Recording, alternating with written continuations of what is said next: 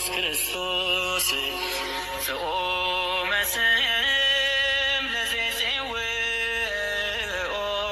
ኢየሱስ ክርስቶስ ህብስተ ሕይወት ለዘይበልዖ ኢየሱስ ክርስቶስ ጽዋ መድኃኒት ለዘይሰትዮ ከመ ይባርኩነ ይፈኑ አራው ለጸባኢነ ይጽብኦ ወልታሁ ነሲኦ። ትምህርታችን እንገባለን። ቀድሱ ጾመ ወሰበኩ ምህላ። ጾምን ቀድሱ ምህላን አውጁ።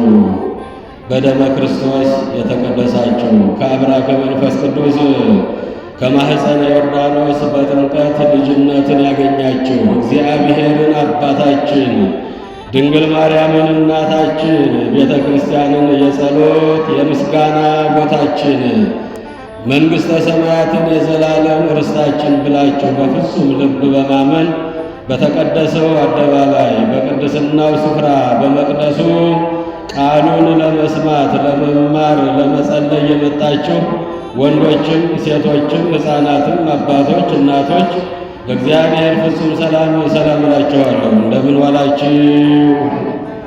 እንደምን ዋላችሁ? እንደምን ሰነበታችሁ? አባታችን አምላካችን መድኃኔ ዓለም ክርስቶስ ስንወጣ እየቀደመ ስንተኛም እየቆመ ሳይሰለች ጠብቆ ዓመቱን በሰላም አሳልፈን ለታላቁ የዐቢይ ጾም ያደረሰን የአባቶቻችን አምላክ ስሙ ይክበር ይመስገን። ስሙ ይክበር ይመስገን። ቀድሱ ጾመ ወሰብኩ ምህላ ወአስተጋቡ ሊቃውንተ ወኩሎ ዘይነብር ውስተ ምድር ውስተ ቤተ አምላክነ ወጽርሑ ኀበ እግዚአብሔር ህውረ። ጾምን ቀድሱ ምህላን አውጁ። ሽማግሌዎችንና በምድር ላይ የሚኖሩትን ሁሉ ወደ አምላካችሁ ወደ እግዚአብሔር ቤት ሰብስቡ። በአንድነት ሆናችሁ ወደ አምላካችሁ ወደ እግዚአብሔር ጩኹ፣ የእግዚአብሔር የቁጣ ቀን ቀርቧልና። ስለ ቃሉ የአምላካችን የፈጣሪያችን ስሙ ለዘላለም የተመሰገነ ይሁን። ጾምን ቀድሱ፣ ጾምን እንጹም ብላችሁ የጾምን አዋጅ ንገሩ። ምህላን እንያዝ ብላችሁ የምህላን አዋጅ ለሰው ሁሉ ንገሩ። ይሄ የአዋጅ ቃል የምናገኘው በትንቢተ ኢዮኤል ምዕራፍ 1 ቁጥር 14 ላይ ነው። ቃሉን የተናገረው ሕያውና ዘላለማዊ ሰው ወዳድ የሆነው እግዚአብሔር አምላካችን ነው። ቃሉን እንዲናገር እንዲያስተላልፍ ዞሮ እንዲያስተምር የተመረጠው ከክርስቶስ ልደት ከ800 ዓመት በፊት ቀደም ብሎ የነበረው ከ12ቱ ደቂቅ ነቢያት አንዱ የሆነው ነቢዩ ኢዩኤል ነው። ጾምን ለዩ፣ ቀድሱ፣ የጾምን አዋጅ ንገሩ፣ ምህላንም ሰው ሁሉ እንዲይዝ ንገሩ ብሎ ለእስራኤላውያን ቃሉ ለጊዜው ለእስራኤላውያን ነው። እስራኤላውያን እግዚአብሔርን ሲበድሉ ከሕጉ ከትእዛዙ ሲወጡ እንደ ጨው ዘር እየተበተኑ ረሃብ፣ ቸነፈር፣ ጦርነት፣ ስደት፣ መከራ ይፈራረቅባቸው ነበረ። በአንድነት ሆናችሁ ወደ እግዚአብሔር ጩኹ። የእግዚአብሔር ልጆች ምእመናን፣ ምእመናት፣ ወንዶችም ሴቶችም ሁላችንም ይሄ ጊዜ በከንቱ እንዳይባክንብን ዐቢይ ጾም ነው የያዝነው። ጾም ታላቁ ጾም ተብሎ ከሰባቱ አጽዋማት አንዱ የሆነው ፍጡር ሳይሆን ፍጥረት ፈጣሪ ፍጥረታት መጋቢ ዓለማት ራሱ ባለቤቱ መድኃኔ ዓለም የጾመው ስለሆነ ምን ይባላል? ይሄ ጾም ከኔ ጋር ነው። ምን ይባላል? ዐቢይ ጾም። ዐቢይ ጾም ዛሬ አንድ ብለን ጀምረናል። ለ55 ቀን ነው የሚጾመው። እንደ ዋዛ እንዳያልፍብን ቀኑ። ጾምን ለዩ፣ ጾምን እንጹም ብላችሁ የጾምን አዋጅ ለሰው ሁሉ ንገሩ። ምህላንም እናያዝ ብላችሁ ለሰው ሁሉ የምህላን አዋጅ ንገሩ። የእግዚአብሔር የቁጣ ቀን ቀርቧልና፣ የእግዚአብሔር የቁጣ ቀን ቀርቧልና ወደ አምላካችሁ ወደ እግዚአብሔር ቤት ተሰብሰቡ ነው የሚላቸው። ኢዩኤል ነው። ለጊዜው ለእስራኤላውያን ነው፣ ፍጻሜው ለሰው ዘር ሁሉ ነው። የእግዚአብሔር ልጆች ምእመናን፣ የእግዚአብሔር ቃል በጊዜ በቦታ በሁኔታ የሚወሰን አይደለም። ለዘላለም የተነገረ ቃል ነው። ለሰው ዘር ሁሉ ጾምን እንጹም ብላችሁ የጾምን አዋጅ ንገሩ፣ ምህላንም እናያዝ ብላችሁ የምህላን አዋጅ ንገሩ። አብይ ጾም አብይ ማን ነው? አብይ ማን ነው? ራሱ እግዚአብሔር ነው እኮ። አብይ የሚባለው ራሱ እግዚአብሔር ነው። ልበ አምላክ የተባለው ንጉሡ ነቢዩ ዳዊት አባታችን በመዝሙር 146 ቁጥር 5 ላይ አብይ እግዚአብሔር ወአብይ ኃይሉ ወአልቦ ሁልቁ ለጥበቢሁ፣ እግዚአብሔር ታላቅ ነው፣ እግዚአብሔር ገናና ነው፣ ወአብይ ኃይሉ ብሎ እግዚአብሔር ወልድ ኢየሱስ ክርስቶስም ታላቅ ነው፣ ገናና ነው፣ ወአልቦ ሁልቁ ለጥበቢሁ ብሎ መንፈስ ቅዱስም ለጥበቡ ስፍርና ቁጥር የለውም። ክብርና ምስጋና ለአምላካችን ይሁን። አብይ ማን ነው አልኳችሁ? አብይ የማስም ነው? የገናናው የኃያሉ የልዑለ ባህሪ የቅዱሰ ባህሪ የንጹሐ ባህሪ የእግዚአብሔር ወልድ የኢየሱስ ክርስቶስን ስም ነው አብይ እግዚአብሔር ብሎ ልበ አምላክ ዳዊት በትንቢት አምላካችን ይህን ጾም ከመጾሙ በፊት የተናገረው አብይ ብሎ የጠራው ራሱ ቅዱስ ልበ አምላክ ዳዊት ነው። አብይ እግዚአብሔር ወአብይ ኃይሉ፣ አብይ እግዚአብሔር ብሎ አብን ነው። ወአብይ ኃይሉ ብሎ እግዚአብሔር ወልድ ኢየሱስ ክርስቶስን ነው። ወአልቦ ሁልቁ ለጥበቢሁ ብሎ መንፈስ ቅዱስን ነው። ለመንፈስ ቅዱስ ለጥበቡ ስፍርና ቁጥር የለውም ይላል። ስለዚህ አብይ ጾም የምንለው የታላቁ የእግዚአብሔር ጾም ማለት ነው። አይደለ? እግዚአብሔር ልጅ የፍጡር ሳይሆን የፈጣሪ ዓለማት ጾም ነው። ጾሙ እንድንጾም ያዘዘን እሱ ነው። ወጾመ 40 መዓልተ ወ40 ሌሊተ ርህበ፣ አምላካችን 40 ቀን 40 ሌሊት እጁን ሰዘረጋ ሳያጥፍ ከቆመም ሳያርፍ መድኃኔ ዓለም ኢየሱስ ክርስቶስ የጾመው ጾም ስለሆነ ምን ተብሎ ይጠራል? በደንብ ጮክ በሉ። አብይ ተብሎ ይጠራል። ዛሬ ቅዳሴ ያስቀደሳችሁ ነበራችሁ? ቅዳሴ ያስቀደሳችሁ እጃችሁን አውጡት። ቅዳሴውን ሰምታችሁታል? ወደ ፈረቅ ቅዳሴ ሲገቡ አባታችን ካህኑ ሲቀድሱልን ሰምታችሁት ከሆነ ቅዳሴው በራሱ አብይ የሚል ነበር። አብይ ውእቱ እግዚአብሔር በእበዩ ቅዱስ በቅዳሴሁ እኩት በአኮቴቱ ወስቡህ በስብሐቲሁ። አያችሁ እግዚአብሔር ልጆች፣ እግዚአብሔር ገናና ነው፣ ታላቅ ነው። በገናንነቱ ለዘላለም ገናና ነው፣ ታላቅ ነው። አብይ እግዚአብሔር አብይ ውእቱ እግዚአብሔር በእበዩ እኩት በአኮቴቱ ቅዱስ በቅዳሴሁ ወስቡህ በስብሐቲሁ። እግዚአብሔር በታላቅነቱ ለዘላለም ታላቅ ነው። በቅድስናው ለዘላለም የተቀደሰ ነው። በክብሩ ለዘላለም የከበረ ነው። በምስጋናው ለዘላለም ሲመሰገን የሚኖር ነው። እስከዚህ ድረስ የማይሉት ዘላለማዊ ነው። እስከዚህ ቀን ድረስ የማይሉት ቀዳማዊ ነው። እስከ ዛሬ የማይሉት ማዕከላዊ ነው። እስከ ነገ የማይሉት ነገንም አሳልፎ ለዘላለም የሚኖር ነው። ክብርና ምስጋና ለመድኃኔዓለም ይሁን። ይሄ ነው ጾማችን። አብይ ጾም ስንል አብይ ራሱ እግዚአብሔር ነው። ዛሬ ቅዳሴ ስታስቀድሱ በደንብ ሰምታችሁ አስተውላችሁ ከሆነ እግዚአብሔር ውእቱ አብይ እግዚአብሔር አብይ ውእቱ እግዚአብሔር በእበዩ እግዚአብሔር በታላቅነቱ ለዘላለም ታላቅ ነው። ለዘላለም ልዑል ነው። ለዘላለም ገናና ነው። በቅድስናው የተቀደሰ ነው። በክብሩም ለዘላለም የከበረ ነው። በምስጋናው ለዘላለም ሲመሰገን የሚኖር ነው። እስከዚህ ቀን የማይሉት ቀዳማዊ ነው። እስከ ዛሬ የማይሉት ማዕከላዊ ነው። እስከ ነገ የማይሉት ነገንም አሳልፎ ለዘላለም የሚኖር እግዚአብሔር ታላቅ ነው። አብይ ጾም ማለት ይሄ የእግዚአብሔር ልጆች አብይ የሆነው ታላቅ የሆነው ገናና የሆነው ዓለማትን የፈጠረው ሰማይና ምድርን የዘረጋው አምላካችን ኢየሱስ ክርስቶስ እጁን ከዘረጋ ሳያርፍ ከቆመ ሳያርፍ የጾመው ጾም ነው። እንዳትረሷት።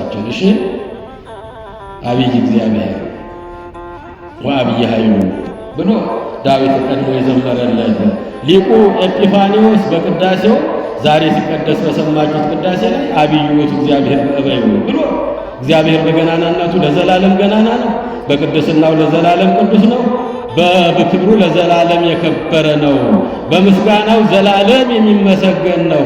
እስከዚች ቀን ድረስ የማይሉት ቀዳማዊ ነው። እስከ ዛሬም የማይሉት ማዕከላዊ ነው። እስከ ነገ የማይሉት ነገንም አሳልፎ ለዘላለም የሚኖር ነው እያሉ ካህኑ ሲቀድሱልን የሰማነው አብይ ጾም ስለሆነ ነው። ታላቅ ጾም ስለሆነ ነው። የፈጣሪያችን የአምላካችን እሱ የጾመው ጾም ስለሆነ ነው።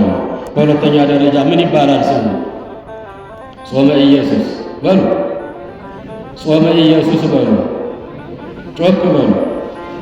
ጾመ ኢየሱስ ተብሎ ይጠራል።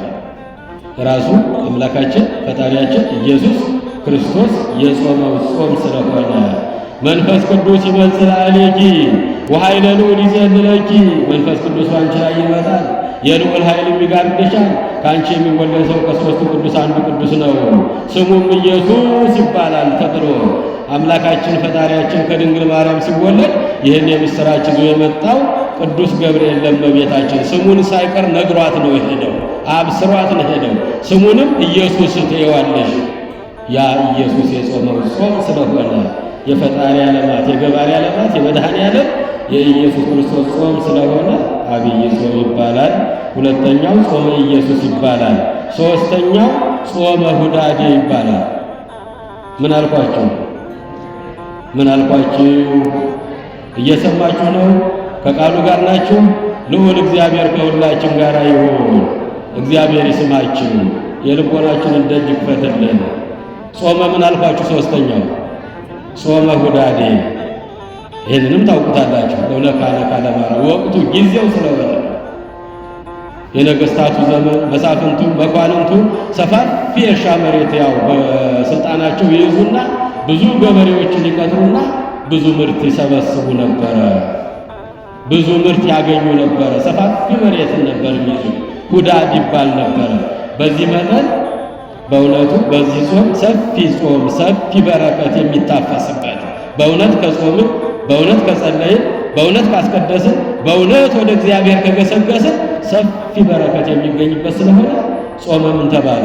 ጾመ ሁዳዴ ተባለ። ነገስታቱ መሳፍንቱ መኳንንቱ ሰፊ እርሻ ይዘው ብዙ ገበሬዎችን ቀጥረው ብዙ ምርት ያፍሱ ነበረ። እኛም ይህንን ጾም እንደሚገባው እንደ እግዚአብሔር ፈቃድ ከጾምነ ብዙ በረከት የምናፍስበት፣ በዋዛ በፈዛዛ በከንቱ ካሳለፍነው ዝም ብሎ ቀኑ ይጨርስብናል እግዚአብሔር ልጆች። ስለዚህ ጾመ ሁዳዴ ተብሎ ተቀርቷል። አራተኛው ጾመ አርባዓ ነው። አምላካችን 40 ቀን 40 ሌሊት እንደጾመ ማቴዎስ ወንጌል ምዕራፍ 4 ቁጥር 2 ላይ የምናገኘው ነው። አብይ የሆነው እግዚአብሔር ታላቅ የሆነው እግዚአብሔር ዓለምን የፈጠረው እግዚአብሔር እሱ ስለ ጾመ 40 ቀን 40 ሌሊት ጾመ። እጁን ከዘረጋ ሳያጥፍ ከቆመ ሳያርፍ አምላካችን መድኃኒታችን ኢየሱስ ክርስቶስ የጾመው ጾም ነው። ሦስቱንም አርእስተ ኃጣውእ ድል ያደረገበት ነው። እናንተም እንዲህ ሆናችሁ ብትጾሙ አጋንንትን ድል ታደርጉታላችሁ፣ ፍትወታትን ምድራዊ ሥጋዊ ፍላጎቶቻችሁን ሁሉ ድል ታደርጓቸዋላችሁ ብሎ ለእኛ አርአያና ምሳሌ ለመሆን አምላካችን የጾመው ጾም ነው።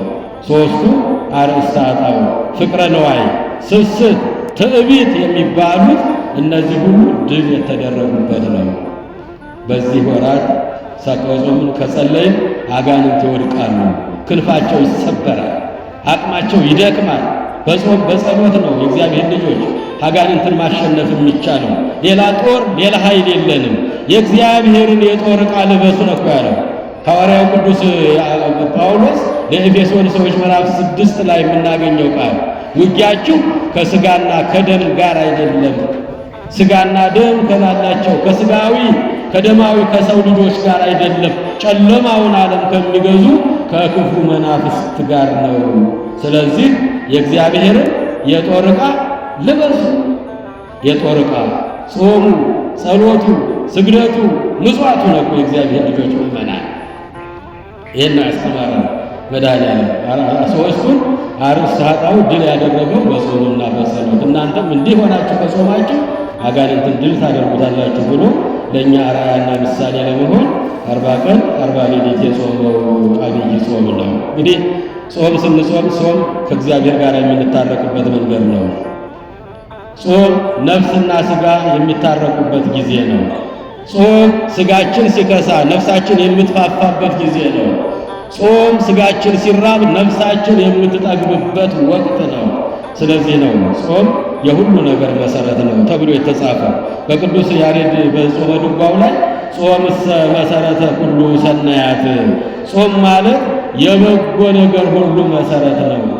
የቅድስና፣ የንጽህና፣ የምጽዋት፣ የስግደት፣ የበጎ ሥራ ሁሉ መሰረቱ ምንድን ነው? ጾም ነው። ጾምሰ መሰረተ ሁሉ ሰናያት። ጾምስ የበጎ ነገር ሁሉ መሰረት ናት። በአንጻሩ አለመጾም ደግሞ የኃጢአት ሁሉ መሰረት ነው። እየሰማችሁ ነው? አለመጾም ምንድን ነው? አለመጾም ምንድን ነው? የኃጢአት ሁሉ መሰረት። ጾምስ የመልካም ሥራ መሰረት ናት ይላል ቅዱስ ያሬድ አባታችን አሁን በሚዘመረው በዚህ በዐቢይ ጾም ላይ ጾምሰ መሰረተ ኩሉ ሰናያት። ጾም የበጎ ነገር ሁሉ መሰረት ናት። በአንጻሩ አለመጾም ደግሞ የኃጢአት ሁሉ መሰረት ነው። እንግዲህ ጾም ለሰው ልጆች ሁሉ የታዘዘ ሕገ እግዚአብሔር ነው። እየሰማችሁ ነው? ለሰው ዘር የታዘዘ ሕገ እግዚአብሔር ነው። ለአዳም አባታችን ለሔዋን እናታችን ይህንን አትብሉ ብሎ እግዚአብሔር ጾምን በገነት ሳሉ በዚያ በቅድስናው ስፍራ ሳሉ የተሰጣቸው መመሪያ ነው። በመጀመሪያ ለሰው ልጅ የተሰጠ ጾም የሚባል ትእዛዝ ነው፣ ሕገ እግዚአብሔር ነው። ስለዚህ በምንጾምበት ጊዜ መጾም ግዴታችን ነው። የእግዚአብሔር ልጆች ምእመናን፣ ጾም ማለት መከልከል፣ መታቀብ፣ መቆጠብ፣ መተው፣ መሰብሰብ ማለት ነው። ምን አልኳችሁ? እሺ 2 3 መቆጠብ፣ መተው። ይህንም መጽሐፍት ሁሉም ይተባበሩበታል። ፍትሐ ነገሥት አንቀጽ 15 ላይ ጾምሰ ተከልኦተ ብእሲ እመብል በጊዜ እውቅ በውስተ ሕግ። ጾም ምን ማለት ነው ካላችሁኝ፣ በሕግ በታወቀ ጊዜ ከእህልና ከውሃ ከምግብና ከመጠጥ ተከልክሎ መዋል ነው። የመጀመሪያው ከእህል ከውሃ ከምግብ ከመጠጥ ለተወሰነ ሰዓት መቆየት ነው፣ ተከልክሎ መዋል ነው። ጾም ማለት መከልከል ነው። ለሁሉ ጊዜ አለው አይደል? ለመብላት ጊዜ አለው፣ ለመጾም ጊዜ አለው፣ ለመደሰት ጊዜ አለው፣ ለማዘን ጊዜ አለው።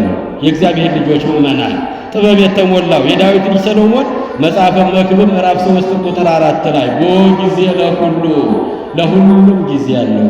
ለመብላት፣ ለመጠጣት፣ ለመጾም፣ ለማዘን፣ ለማልቀስ የራሱ ጊዜ አለው። አሁን የምንጾምበት ጊዜ ነው።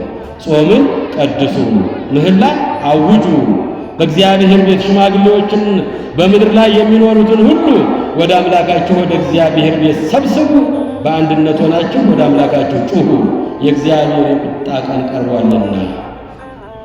ጾም ማለት መከልከል፣ ከምግብ ከመጠጥ ከእህል ከውሃ መከልከል ነው። የመጀመሪያው ይሄ ነው፣ ፍትሐ ነገሥት አንቀጽ 15 ላይ። በሁለተኛ ደረጃ ግን የምንከለከለው ከምግብና ከመጠጥ ብቻ አይደለም፣ ከሻዩና ከዳቦ ብቻ አይደለም፣ ከክፉ ነገር ሁሉ መከልከል መራቅ አለብን። እየሰማችሁ ነው? ከክፉ ነገር ሁሉ መራቅ መቻል አለብን። ጾም ስንጾም አንደበታችን ክፉ ከመናገር መጾም አለበት። መዝሙረኛው ልበ አምላክ ዳዊት በመዝሙሩ መዝሙር 33 ቁጥር 12 ላይ መኑ ውእቱ ብእሲ ዘይፈቅድ ሀይወ፣ በሕይወት ለመኖር የሚፈቅድ እሱ ማን ነው? በጎ ዘመናትን ለማየት የሚፈልግ እሱ ማን ነው? ክላ ልሳነከ እምእኩይ፣ አንደበታችሁን ከክፉ ነገር ከልክሉ፣ ከሐሜት፣ ከስድብ፣ ከቁጣ አንደበታችሁን ከልክሉ። ጾም ማለት ምን ማለት ነው? መከልከል። አንደበታችሁን ከክፉ ከልክሉ። በሕይወት ለመኖር የሚፈልግ በጎ ዘመናትን ለማየት የሚወድ እሱ ማን ነው አለ ዳዊት አባታችን። ይህን የሚፈልግ ሰው ካለ አንደበታችሁን ከክፉ ነገር ከልክሉ። ወከናፍሪከኒ ከመ ይልባቡ ጉሉተ፣ ከንፈሮቻችሁ ክፉ እንዳይናገሩ ከልክሉ። ተገሃስብ እኩይ ወግበር ሰናይ ከክፉ ነገር ሽሹ መልካም መልካሙን ብቻ አድርጉ። የሰማችሁት ጾም ማለት ይሄ ነው። የእግዚአብሔር ልጆች ከሰው ጋር እየተጣላ ከሰው ጋር እየተጋጨ ቂምና በቀል ቅንዓትና ምቀኝነት ክፋትና ተንኮል ይዘን ብንጾም ጾማችን ቅድመ እግዚአብሔር አይደርስልንም። እነዚህን ትተን አራግፈን ንስሐ ገብተን ተዘጋጅተን ንጹህ ነገር ይዘን ወደ እግዚአብሔር ስንመጣ ጾማችን ቅድመ እግዚአብሔር ይደርስልናል። አንደበታችሁን ከክፉ ከልክሉ፣ ከንፈሮቻችሁ ክፉ እንዳይናገሩ ከልክሉ። ተገሃስብ እኩይ ወግበር ሰናይ ከክፉ ነገር ሽሹ መልካም መልካሙን አድርጉ። እስሳ ለሰላም ወዴግና መልካምን ነገር ሻ ተከተሏ። እስማ ይድሙ ለእግዚአብሔር አበጸርቃኑ የእግዚአብሔር ዓይኖች ወደ እነዚህ ናቸውና። ዓይኖቹ እንዲያውን ትፈልጋላችሁ? የእግዚአብሔር ልጆች አትፈልጉም? አንደበታችንን ከክፉን ከልክለው ስንጾም አንደበታችንን እንከልክለው። ከሐሜቱ ከጥላቻው ከስድቡ ከልክሉት አለ ዳዊት አባታችን። አመስጋኙ ዳዊት ልበ አምላክ ዳዊት አምላኬ አምላኬ ነጽረኒ ወለምን ታደገን እያለ ወደ ፈጣሪው ጸሎት የሚያበዛው ዳዊት አባታችን አምላኬ አምላኬ እገይሳቤከ ጸማዓት ነፍሴ ለከ እፎ እስካለከ ሥጋዬ በጠዋት በማታ በቀን በሌሊት ሲወጣ ስገባ ወደ አንተ ገሰግሳለሁ። ነጸማዓት ነፍሴ ለከ ነፍሴ አንተን ተርባለችና አንተን ተጠምታለችና። ዳዊት ነው ይሄን የነገረን። የእግዚአብሔር ልጆች አንደበታችሁ ከክፉ ከልክሉ፣ ከንፈሮቻችሁ ክፉ እንዳይናገሩ ከልክሉ። ከክፉ ነገር ሽሹ፣ መልካም መልካሙን አድርጉ። መልካምን ነገር ሸዋ ተከተሏት። እስማ ይንዲሁ ለእግዚአብሔር አበጸርቃኑ የእግዚአብሔር ዓይኖች ወደ እነዚህ ናቸውና። ወእዝኑሂ ሀበ ስእለቶሙ ጆሮዎቹም የሚያደምጡት አንደበቱን ከክፉ ወደ ከለከለ ነውና። ዝም ብሎ ጾሞ ስለዋለ ሰው አይደለም። የእግዚአብሔር ልጆች ምእመናት በእግዚአብሔር ደጅ የተገኛችሁ ሁሉ አንደበታችሁን ከክፉ ከልክሉት አለ ዳዊት አባታችን። በጾም ጊዜ አንደበትን ክፉ እንዳይናገር ከልክሉ። ጾም ማለት መከልከል ነው፣ መታቀብ ነው። ክፉ ከመስራት ከዝሙት ከመጠጥ መታቀብ ነው። ትናንት የምንጠጣ ከሆነ ይህን 40ውን ቀን ከመጠጥ መታቀብ ነው። ትናንት ክፉ የምንሰራ ከሆነ ከክፉ ሥራ መሸሽ ነው። ተገሃስብ እኩይ ወግበር ሰናየ ከክፉ ነገር ሽሹ መልካም መልካሙን አድርጉ። እስሳ ለሰላም ወዴግና መልካምን ነገር ሸዋ ተከተሏት። እስማ እይንቱ ለእግዚአብሔር አበጸርቃኑ የእግዚአብሔር ዓይኖች ወደ እነዚህ ናቸውና። ወእዝኑሂ ሀበ ስእለቶሙ ጆሮቹ የሚያደምጡት እንዲህ አይነቶቹን ሰዎች ነውና አብሎ ዳዊት አባታችን ተናግሯል። ጾም ማለት በሁለተኛ ደረጃ መተው ማለት ነው። እየሰማችሁ ነው። እንጀራውን ብቻ አይደለም፣ ዳቦውን ብቻ አይደለም፣ ሻውን ብቻ አይደለም። የእግዚአብሔር ልጆች ምእመናን ኃጢአትን መተው ነው፣ በደልን መተው ነው፣ ክፋትን መተው ነው፣ ቅናቱን፣ ምቀኝነቱን፣ ቂሙን፣ በቀሉን መተው ነው። አሁን ጾም ገብቷል። ብዙ ሰው ሊጾም ይችላል። ከክፉ ነገር ጾመን ይሆን? ከጥላቻ ጾመን ይሆን? ከቂምና ከበቀል ጾመን ይሆን? አቤት የሷን ነገር አቤት የሱን ነገር እግዚአብሔር ሆይ አሳየኝ እያልን ምን ጾም ሰዎች አለ። በጣም ብዙ ሰዎች አለ። መተው ነው። ቂምን መተው፣ በቀልን መተው፣ ጥላቻን መተው፣ ክፉ ስራን መተው፣ ለእግዚአብሔር መተው ሁሉንም ነገር። እወህድጉ ከመ ይህድግ ለክሙ በእውነት የበደሏችሁ ያሳዘኗችሁ ካሉ ጾም በምትጾሙበት ጊዜ ተውላቸው። እግዚአብሔር የእናንተን በደል ኃጢአት እንዲተውላችሁ ጾም ጸሎታችሁን እንዲሰማችሁ። አያችሁ እግዚአብሔር ልጆች ከጾም ጋር እነዚህን ማስገድ መቻል አለብን። ቂሙን፣ በቀሉን፣ ጥላቻውን፣ ክፉ ሥራውን፣ ቅናቱን፣ ምቀኝነቱን እነዚህን መተው አለብን። እወህድጉ ከመ ይህድግ ለክሙ በእውነት የበደሏችሁ ያሳዘኗችሁ ክፉ የሰሩባችሁ ካለ ተውላችሁ። የእናንተን በደል እግዚአብሔር እንዲተውላችሁ ጾማችሁና ጸሎታችሁ እሱ ፊት እንዲደርስላችሁ ይለናል ዮሐንስ አፈወርቅ በቅዳሴው ላይ። እወ ስራዩ ከመ ይስራይ ለክሙ በእውነት ይቅር በሏቸው የእናንተን ኃጢአት ይቅር እንዲላችሁ ጾምና ጸሎታችሁን እንዲቀበልላችሁ። በእውነት የበደሉንን ይቅር ብለናቸው ይሆን? እግዚአብሔር ልጆች በእውነት የበደልናቸውን ይቅርታ ጠይቀናቸው ይሆን? ራሳችንን ዝቅ ለማድረግ ጎንበስ ለማለት የተቸገር ብዙ ሰዎች የለንም? ቂም ቋጥረን ጥላቻ ይዘን በቀል ይዘን ጾም ሲገባ አብረን እንጾማለን፣ ሲፈሰክ አብረን እንደሰታለን። ግን እኮ በከንቱ ነው ጾሙ የሚያልፍብን እኮ። እስመ ዘያነብር ቂመ ወበቀለ እውክፍት ጸሎቱ በቅድመ እግዚአብሔር። ቂምና በቀል ጥላቻና ተንኮል ቅናትና ምቀኝነት ይዞ የሚጸለይ ጸሎት የሚጾም ጾም ቅድመ እግዚአብሔር አይደርስም። በእሾክ ውስጥ እንደተዘራ ዘር ነው። እሾክ ውስጥ የተዘራው ዘር ይበቅላል፣ ቅጠል ያወጣል፣ ሊያብብና ፍሬ ሊያፈራ አይችልም። እሾክ ያንቀውና እዛው ጥልቅ ብሎ እዛው እርግፍ ይላል። ያለ አበባ ያለ ፍሬ ይቀራል። የእኛም 55ቱ ቀን እንደዋዛ እንዳያልፍብን የበደሉን ካለ እንተውላቸው፣ የበደልናቸው ካለ ይቅርታ እንጠይቃቸው። እየሰማችሁ ይሆን? ከቃሉ ጋር ናችሁ? ልዑል እግዚአብሔር ከሁላችን ጋር ይሁን። ጾም ማለት ይሄ ነው። መከልከል፣ መታቀብ፣ መቆጠብ፣ መተው፣ መሰብሰብ። በስሜ አንድም ሁለትም ሆናችሁ ስትሰበሰቡ በመካከላችሁ እገኛለሁ። ተሰብስበን ስንጸልይ ጸሎታችን ቅድመ እግዚአብሔር ይደርስልናል። በመካከላችን አንድ የተመረጠ ሰው ጻድቅ ሰው ይኖራል። በስሜ አንድም ሁለትም ሶስትም ሆናችሁ ስትሰበሰቡ በመካከላችሁ እገኛለሁ፣ ጸሎታችሁን እሰማለሁ፣ ልመናችሁን እሰማለሁ። ሰብሰብ ብለን የምንጸልይበት ሰዓት ነው። ጾም ማለት ይሄ ነው። የእግዚአብሔር ልጆች ምእመናን፣ ለምን እንድንጾም ታዘዘ? ለምን እንድንጾም ታዘዘ? ለስርየተ ኃጢአት፣ የኃጢአት ይቅርታ እንድናገኝበት፣ የኃጢአት ይቅርታ እንድናገኝበት፣ ወደ ብዝሃ እሴት ብዙ ደስታንም እንድናገኝበት ነው። ጾም እንድንጾም የታዘዝነው ብዙ ደስታ ምድራዊ ሳይሆን ስጋዊ ሳይሆን ጊዜያዊ ሳይሆን ዘላለማዊ ደስታ እንድናገኝበት ነው።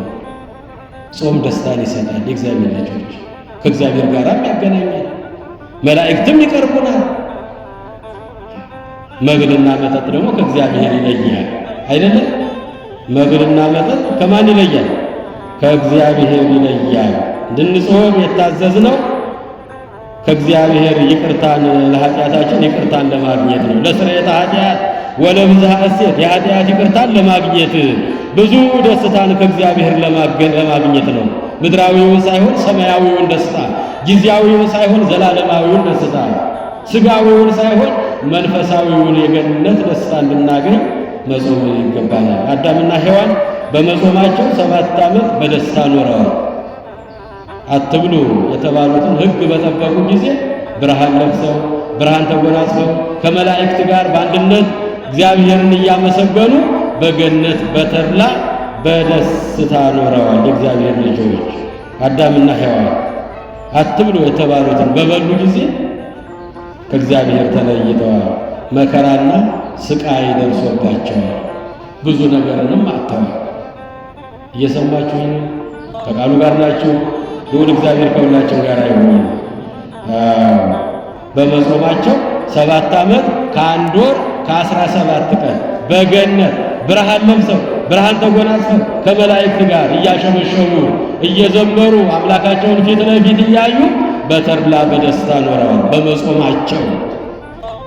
በመጾማቸው 3 ነገርን አግኝተዋል። ስለ ምግብ አይጨነቁም። ምግባቸው የገነት ፍሬ ነው። እንዲሁም የእግዚአብሔር ቃል ነው፣ ምስጋና ነው። ስለ ልብስ አያስቡም። ልብሳቸው የብርሃን መጎናጸፊያ ነው። ስለ መኖሪያም አይጨነቁም። በዚህ ቀን እንፈናቀላለን፣ በዚህ ቀን ይፈርስብናል የማይሉት የገነት መኖሪያ የእግዚአብሔር ገነት መኖሪያቸው ነው። ምድራቸው የተቀደሰ ማርና ወተት የሚፈስበት የገነት ፍሬን እየተመገቡ ስለ ልብስ አያስቡ። ልብሳቸው የብርሃን መጎናጸፊያ እያመሰገኑ በጾሙ ጊዜ ሕጉን በጠበቁ ጊዜ በገነት 7 ዓመት ከ1 ወር ከ17 ቀን ኖረዋል። የእግዚአብሔር ልጆች ምእመናን በበሉ ጊዜ ግን ሐዘን መከራ ወርዶባቸዋል። ከእግዚአብሔር መለየት መከራ አይደለም? ከእግዚአብሔር መራቅ ውርደት አይደለም? የእግዚአብሔር ልጆች እግዚአብሔር ተለይተዋል፣ ከገነት ተለይተዋል። ጸጋቸውን አጥተዋል፣ መላእክትም ርቀዋቸዋል። ሁሉንም አራት ነገሮችን ያጡት ያልተፈቀደላቸው በመብላታቸው ነው። ስለዚህ ጾም ሕገ እግዚአብሔር ነው። የምትወዱ ከሆነ ትእዛዜን ጠብቁ ነው። ጾሙ ጹሙ አለ፣ ጸልዮ ጸልዩ አለን መድኃኔዓለም ኢየሱስ ክርስቶስ። ስለ ጽድቅ የሚራቡ ስለ ጽድቅ የሚጠሙ ብፁዓን ናቸው መንግሥተ ሰማያት የእነርሱ ናትና አለን አምላካችን ኢየሱስ ክርስቶስ። እንድንጾም እንድንጸልይ ወደ እሱ እንድንመጣ ያዘዘን ራሱ ባለቤቱ ነው። ጾም የእግዚአብሔር ሕግ ነው ማለት ነው። ስለዚህ በመብላታቸው ያችን የተከለከለችውን አትብሉ የተባሉትን በመብላታቸው አራት ነገርን አጡ። እግዚአብሔርን አጡ፣ ገነትን አጡ፣ የብርሃን ልብሳቸውን አጡ፣ መላእክትን አጡ። መላእክትም ሸሿቸው፣ ራቋቸው። እግዚአብሔር የጣለውን ማን ያነሳዋል? እግዚአብሔር የጠላውን ማን ይፈልገዋል? እግዚአብሔር የሸሸውን ማን ይቀርበዋል? ከእግዚአብሔር ጋር እንኑር የእግዚአብሔር ልጆች ምእመናን። ከእግዚአብሔር ጋር ሲኖሩ ቅዱሳን ሁሉ ይታዘዛቸዋል። አንበሶች፣ ነብሮች ይታዘዙላቸዋል፣ ይገዙላቸዋል፣ እግራቸው ላይ ይንከባለሉላቸዋል። ከእግዚአብሔር ሰዎች ሲጣሉ ደግሞ መላእክትም ይርቋቸዋል፣ ሁሉም ይሸሿቸዋል። ባዶውን ቀረ፣ ራቁቱን ቀረ። አራት ነገር አጣ። ጸጋው ተገፈፈ፣ ገነትን አጣ፣ እግዚአብሔርን አጣ፣ መላእክትንም አጣ። ስለዚህ መብል የኃጢአት መገኛ ነው። የእግዚአብሔር ልጆች ምእመናን ለሁሉም ጊዜ አለው። አሁን ይሄ ጊዜ የምንጾምበት የምንጸልይበት ከአምላካችን ከእግዚአብሔር ጋር የምንታረቅበት ጊዜ ነው። ለጾም እንግዲህ እንድንጾም የታዘዝነው ለስርየተ ኃጢአትና በብዝሃ ሐሴት ብዙ ደስታንም እንድናገኝ ነው።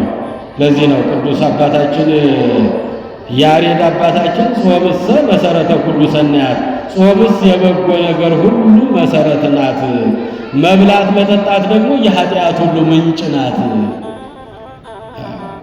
የኃጢአት ሁሉ ምንጭ ናት መብላት መጠጣት ተብሎ የተጻፈልን ለዚህ ነው። የእግዚአብሔር ልጆች ምእመናንና ምእመናት እንግዲህ ጾም ስንጾም ብዙ በረከትንም እናገኛለን። ጾም ስንጾም ብዙ በረከት ጾም ትፌውስ ቁስለ ነፍስ ወታጸምም ፍትወታተ ኩሉ ዘሥጋ ትሜህሮሙ ጽሙና ለምራዙት ይላል አባታችን ቅዱስ ያሬድ። ጾም የነፍስ ቁስል ናት፣ የነፍስን ቁስል ትፈውሳለች። እየሰማችሁ ነው? የነፍስን ቁስል ትፈውሳለች። ነፍሳችን ቆስላለች፣ ነፍሳችን ታማለች፣ ነፍሳችን በደዌ ተይዛለች። አባታችን አዳም አልቅሶ እንባውን አፍሶ ደረቱን ደቁሶ ጾሞ ጸልዮ ነው ድነትን ያገኘው። እግዚአብሔር አምላክን ከዙፋኑ የሳበው ፍቅር ሰሐቦ ለወልድ ኃያል መንበሩ ወአብጽሖ እስከ ለሞት ወልድን ከዙፋኑ የሳበው እስከ ሞት ያደረሰው አዳምና ሔዋን ጾመው ጸልየው ንስሐ ገብተው አልቅሰው ነው። አልቅሰው ነው። ጾም ትፌውስ ቁስለ ነፍስ ወታጸምም ፍትወታተ ኩሉ ዘሥጋ ትሜህሮሙ ጽሙና ለወራዙት።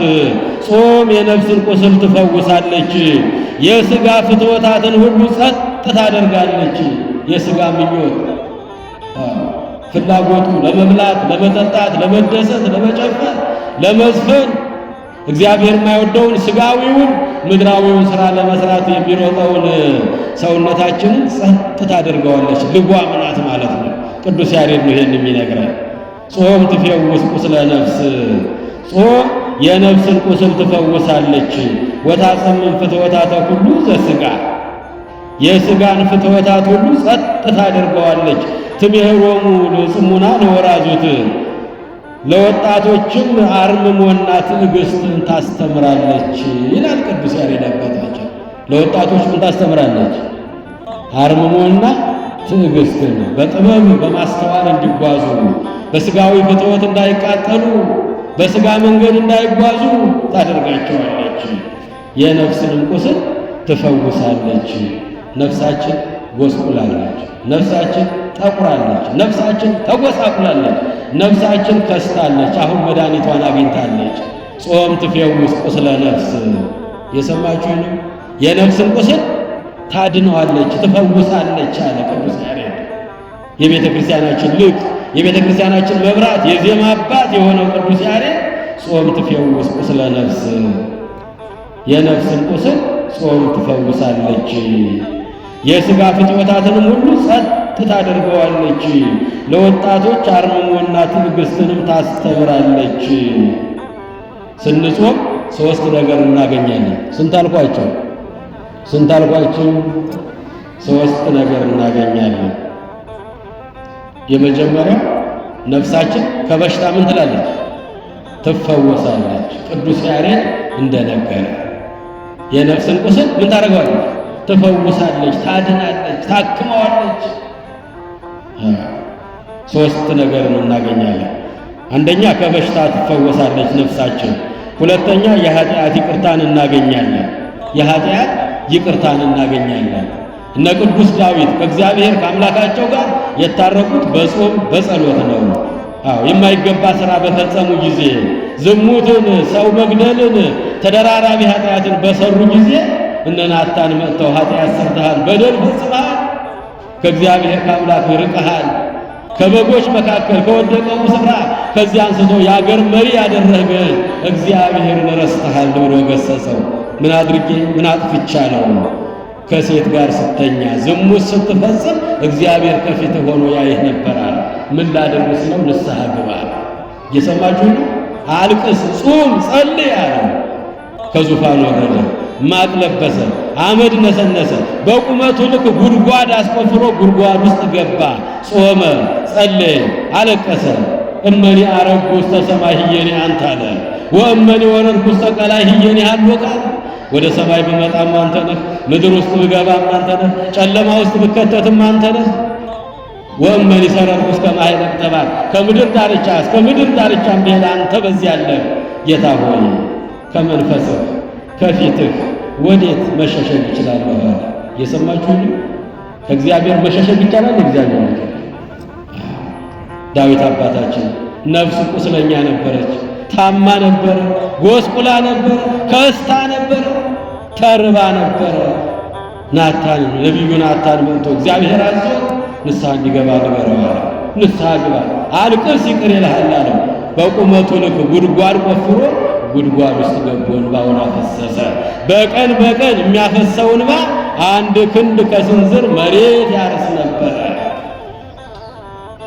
ጾም፣ ጸሎት ከእግዚአብሔር ጋር መታረቂያ መንገድ ነው። ለዚህ ነው አባታችን ቅዱስ ያሬድ ጾምሰ መሰረተ ሁሉ ሰናያት፣ ጾም የበጎ ነገር ሁሉ መሰረት ናት፣ የጽድቅ የቅድስና ከእግዚአብሔር ጋር የመታረቂያ መንገድ ናት። ለዚህ ነው በዋዛ በፈዛዛ በከንቱ እንዳያልፍብን ያልኳችሁ፣ ሳንጠቀምበት ቀን እየቆጠርን እንዳንሄድ ነው። የእግዚአብሔር ልጆች ምእመናንና ምእመናት ዳዊት አለቀሰ፣ እንባውን አፈሰሰ፣ ጾመ፣ ጸለየ። ወደ ሰማይም ብወጣ አንተ ነህ፣ ምድር ብገባም አንተ ነህ፣ ጨለማ ውስጥ ብከተት አንተ ነህ። ይህን ኃጢአት ስሰራ ሰው አላየኝም ነበር፣ ለካ አንተ ከፊቴ ነበር ያለኸው። ከፊት ወዴት መሸሸግ እችላለሁ? ተሳሃለኒ እግዚኦ በከመ ይሳህልከ፣ እንደ ቸርነቱ በደሌን ይቅር በለኝ። ወበከመ ብዝኃ ምሕረትከ ደምስስ ኃጢአቴ፣ እንደ ቸርነቱ ብዛት ኃጢአትና በደሌን ደምስስልኝ አለ። ጾመ፣ ጸለየ፣ አለቀሰ፣ ማቅ ለበሰ፣ እንባውን አፈሰሰ።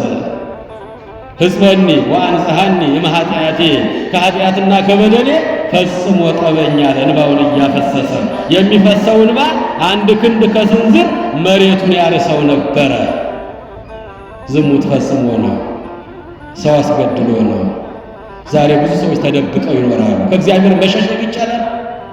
የእግዚአብሔር ልጆች መድኃኒቱ ወደ መቅደሱ መምጣት ነው፣ ንስሐ መግባት ነው፣ ጾምና ጸሎት ነው። ጾም ትፈውስ ቁስለ ነፍስ፣ ጾም የነፍስን ቁስል ትፈውሳለች። ፈዋሽ መድኃኒታችን ሐኪማችን ጾም ናት። የእግዚአብሔር ልጆች ምእመናን ዳዊት ጾመ፣ ጸለየ፣ አለቀሰ፣ ማቅ ለበሰ፣ እንባውን አፈሰሰ። ሰማይም ብመጣ አንተ ነህ፣ ምድር ውስጥ ብገባ አንተ ነህ፣ ጨለማ ውስጥ ብሄድ አንተ ነህ። አንተ የሌለህበት ስፍራ ከቶ ወዴት አለ? እግዚአብሔር የሌለበት ዓለም አለ? እግዚአብሔር ልጆች አለ እንዴ? አይደለም። ለእግዚአብሔር ምድር በምልአ ዓለምን ወኩሎሙ ለይነብሩ ውስቴታ፣ ምድርና ሞላዋ የእግዚአብሔር ናት። አዚ ዓለም በራሁ፣ ዓለምን በመዳፉ በእጁ የያዘ ነው። እግዚአብሔር የሌለበት ዓለም የለም። ሰማይኒ መንበሬ ወምድርኒ መከየደ እገሬ ወአልቦ ዘያመስጥ ምእዴ ሰማዩ ዙፋኔ ነው፣ ምድሩ የእግሬ መቆሚያ ነው፣ ከመዳፌ ከእጄ የሚያመልጥ የለም አለ። ኢሳይያስ 66 ቁጥር 1 ላይ መዝሙረኛው ዳዊት መዝሙረ ዳዊት መዝሙር 23ኛው ላይ ቁጥር 1 ላይ ለእግዚአብሔር ምድር በምልአ ዓለምን ወኩሎሙ ለነበሩ ውስቴታ ምድርና ሞላው እግዚአብሔር ፊት ናት ያላቸው። ሁሌም ከፊታችን አለ እግዚአብሔር። እየሰማችሁኝ ነው? ሁሌም ከፊታችን አለ። የምንሰራውን አይደለም የምናስበውን ሁሉ የሚመረምር አምላክ ነው። እኔ ቅርብ ነኝ ሩቅ አይደለሁም፣ ከፊታችሁ ነኝ ሌላ ቦታ አይደለሁም፣ እፊታችሁ ነው ያለሁት። እቅርብ ነኝ ሩቅ አይደለሁም። የሰው ልጅ ተሰውሮ የሚሰራውን ሁሉ የማይ ነኝ። ተሰውሮ የሚሰራውን አይደል የሚያስበውን ሁሉ የማይ ነኝ። በሰማይ በምድር የሞላሁ እኔ እግዚአብሔር ነኝ አለ። ለስም አጠራሩ ክብርና ምስጋና ይድረሰው። እሱ ፊት ነው ያለነው የእግዚአብሔር ልጆች ምእመናን። ትንቢተ ኤርምያስ ምዕራፍ 23 ቁጥር 23 ላይ በሰማይ በምድር የሞላሁ ነኝ፣ የሰው ልጅ የሚሰራውን ሁሉ ተሰውሮ የሚያደርገው የማይ አምላክ ነኝ። ዳዊት ከሰው ተሸሽጎ ወታደሮቹን አስወጥቶ ቤተ መንግሥቱን ዘግቶ መስኮቶቹን መጋረጃ ጋርዶ የሚሰራውን ሥራ እግዚአብሔር በፊት ሆኖ ያይሃል ነበር። ንስሐ ግባ፣ ጹም፣ ጸልይ፣ አልቅስ አለው። ጾመ፣ ጸለየ፣ አለቀሰ፣ እንባውን አፈሰሰ። ሕዝበኒ ወአንጽሐኒ እምኃጢአቴ ከኃጢአትና ከበደሌ ጌታ ሆይ ጠበኝ አለ። አንተ የሌለህበት ዓለም የለም አለ። ሥራዬን ሁሉ አንተ ትመለከታለህ አለ። 40 ቀን 40 ሌሊት ጾመ፣ ጸለየ፣ እንባውን አፈሰሰ፣ ንስሐ ገባ። እግዚአብሔር ይቅር አለው። እኛንም ይቅር ይበለን መድኃኔዓለም። እግዚአብሔር ይቅር አለው። ጾም ትፈውስ ቁስለ ነፍስ አለን አባታችን ቅዱስ ያሬድ። ጾም የነፍስን ቁስል ትፈውሳለች፣ ታድናለች። የሥጋ ፍትወታትን ሁሉ ጸጥ ታደርጋለች። ለወጣቶችም አርምሞና ትዕግስትን ታስተምራቸዋለች። ስንጾም 3 ነገር እናገኛለን። የመጀመሪያ ከነፍስ በሽታ እንፈወሳለን፣ ከሥጋም በሽታ እንፈወሳለን፣ የኃጢአት ይቅርታንም እናገኛለን። ዳዊት ጾመ፣ ጸለየ፣ አለቀሰ፣ ይቅርታን አገኘ። እኛም ስንጾም ስንጸልይ የኃጢአት የበደል ይቅርታን እናገኛለን። እንደሚገባው ሆነን ከጾምነ ከጸለይነ የእግዚአብሔር ልጆች ምእመናን እንደሚገባው ሆነን እግዚአብሔር እንዳዘዘው ሆነን ከጸለይነ የኃጢአት ይቅርታን ሁለተኛ እናገኛለን። ሦስተኛው ፍትወታት ኃጣው ይጠፉልናል። ክፉ የሚያሰራን፣ ክፉ የሚያናግረን፣ ክፉ መናፍስት ከእግራችን በታች ይወድቁልናል ስንጾም ስንጸልይ ማለት ነው። ጾም የሕይወት መንገድ ነው። አነ ውእቱ ፍኖተ ጽድቅ ወሕይወት፣ እኔ እውነትም ሕይወትም መንገድም እኔ ነኝ ያለው አምላካችን። አያችሁ የእግዚአብሔር ልጆች፣ ጾም የሕይወት መንገድ ነው። መብል ደግሞ የሞት መንገድ ነው። እየሰማችሁኝ ነው? የሞት መንገድ ነው መብል የሞት መንገድ ነው። ጾም የሕይወት መንገድ ነው። ለዚህ ነው ቅዱስ ያሬድ አባታችን ጾምሰ መሰረተ ሁሉ ሰናያት፣ ጾም የበጎ ነገር ሁሉ መሰረት ናት። የቅድስና የንጽህና ወደ እግዚአብሔር የመቅረቢያ መሰረቷ ጾም ናት። ይሄ ጾም የሕይወት መንገድ ነው። መብል ደግሞ የሞት መንገድ ነው። በበላችሁ ቀን ሞትን ምን ትላላችሁ ያለው አምላካችን? ትሞታላችሁ። ለአዳምና ሔዋን ሕጌን ከጠበቃችሁ 1000 ዓመት ትኖራላችሁ። ሞት የሚባል ነገር የለባችሁ። እግዚአብሔር ይገብረ ሞተ ጥበበኛው ሰሎሞን እግዚአብሔር ሞት ሰው እንዲሞት አልፈጠረም ነበረ። 1000 ዓመት ኖረው ዕፀ ሕይወትን ቀምሰው ወደ መንግሥተ ሰማያት ገብተው ከፀሐይ 7 እጅ አብርተው እንደ መላእክት እያመሰገነ እንዲኖር ነበር የተፈጠረው። በመብል ምክንያት ምን መጣ? ሞት የሚባል ዕዳ መጣ። ሞት የሚባል መጣ።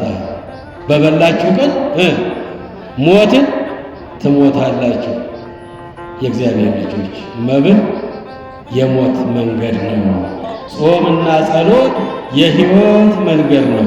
ስለዚህ ጾምና ጸሎትን ማዘውተር አለብን። ለዚህ ነው አባቶቻችን ዓመቱን ሙሉ እንድንጾም የሚያዙን። ለዚህ ነው በእውነቱ አጽዋማትን ሁሉንም ስንቆጥራቸው እኮ ከ240 ቀን በላይ በዓመት ውስጥ ጾም አለ። ግን ጾማችን እንደሚገባ ስለማንጾም አንጠቀምበትም። እየሰማችሁ ነው። የሚበሉ ቀኖች የ3 ወር የማይበልጡ ናቸው። ከ9 ወር ያላነሰ በዓመት ውስጥ ስንደማመራቸው የጾም ጊዜዎች አሉ። ጾማለን፣ እንጸለያለን። ግን ከብዙ ነገር ስለማንጾም ጾማችን ቅድመ እግዚአብሔር እየደረሰ አይደለም። ጾማችን ቅድመ እግዚአብሔር እየደረሰልን አይደለም።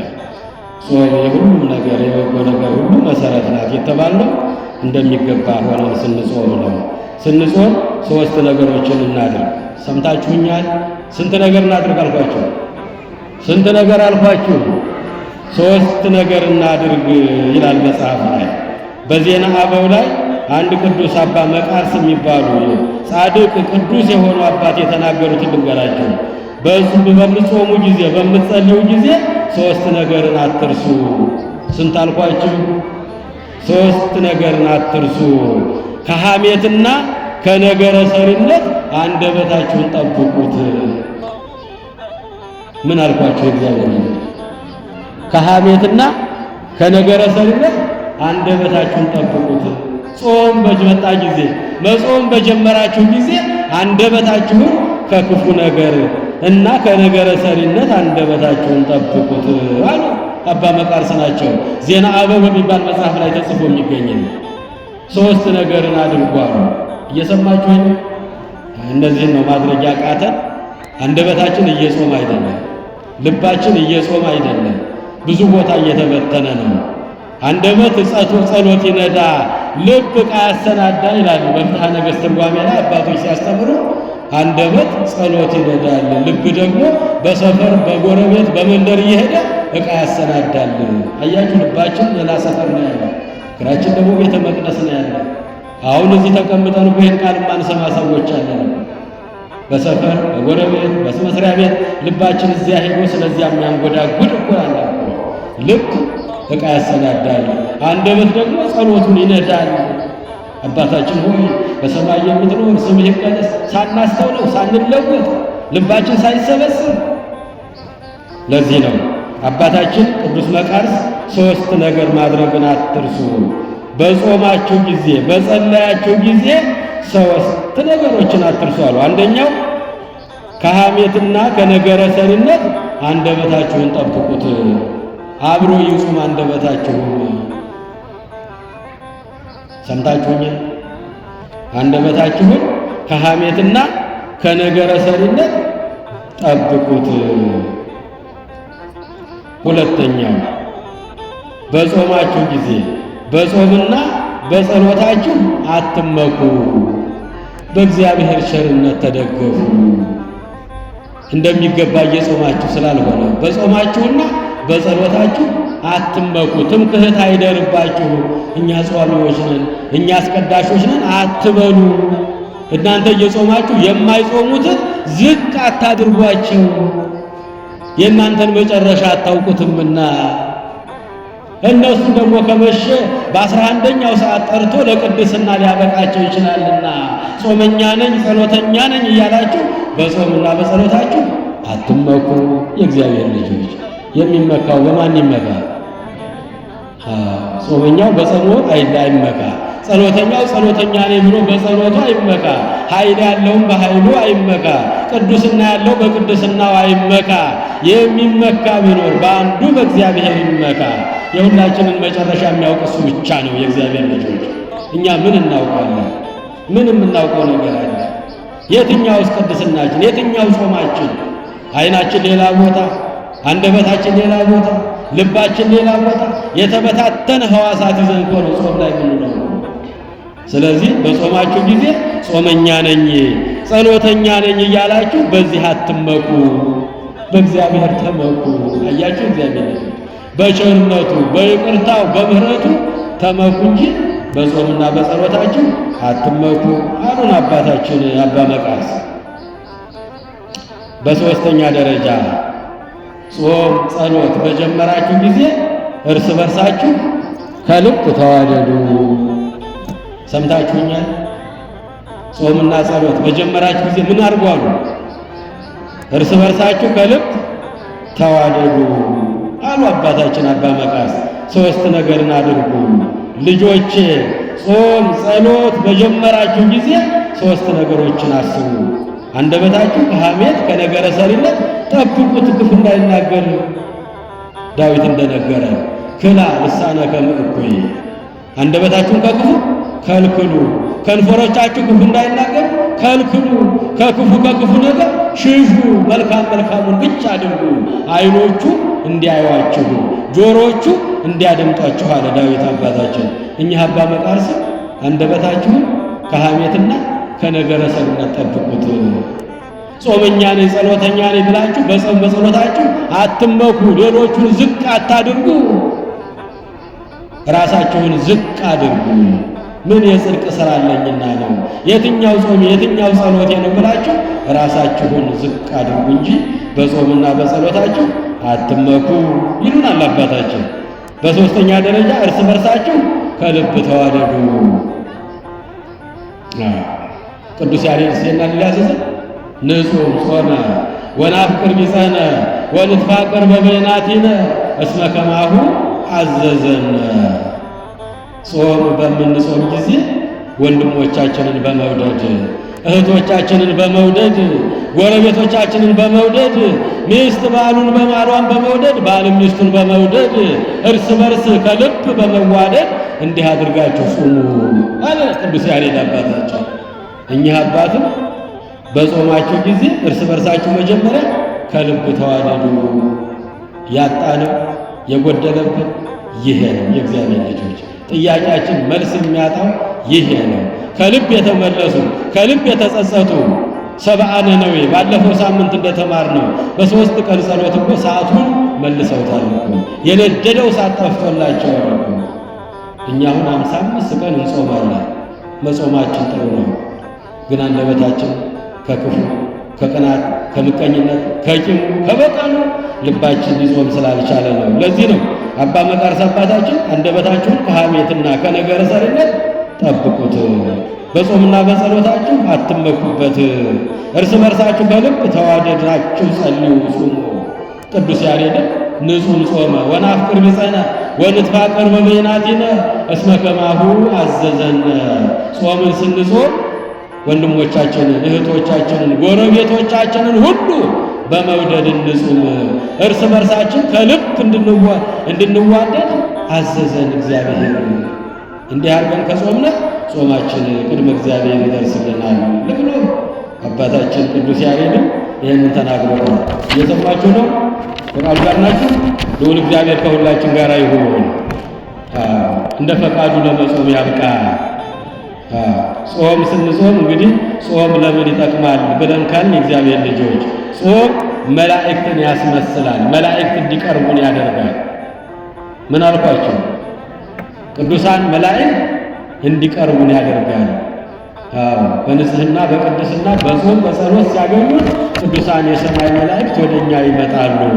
ዮሐንስ ሐጺር የሚባል በዜና አበው ላይ ጾመኛ፣ ጸሎተኛ፣ በቅድስና በታዛዥነት 4 ነገሮችን ያዘወትር የነበረ ነው። አንዱ ጾም ነው፣ ዘወትር ይጾማል።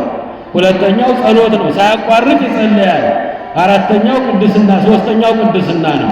አራተኛው ታዛዥነት ነው። ለሚያዙት ሁሉ እሺ ነበር የሚለው።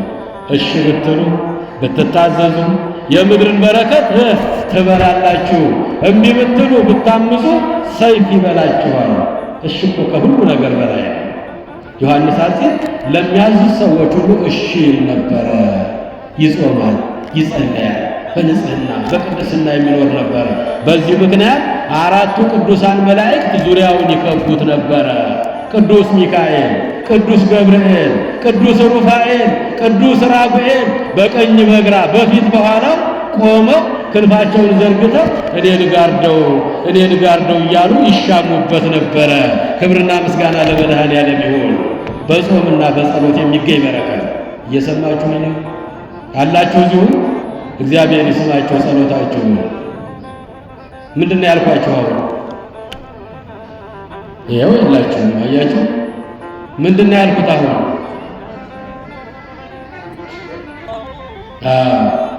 አራቱ ቅዱሳን ሊቃነ መላእክት ዙሪያውን ይከቡት ነበረ።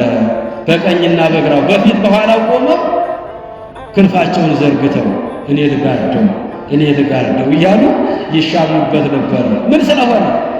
ቅዱስ ስለሆነ፣ ጾመኛ፣ ጸሎተኛ፣ ቅድስና እሺ ባይ ታዛዥ ስለነበረ የእግዚአብሔር ልጆች ጾም ቅዱሳን መላእክት እንዲቀርቡን ያደርጋል ይላል ፍትሐ ነገሥት አንቀጽ 15ን ስናነብ የምናገኘው ቃል ነው።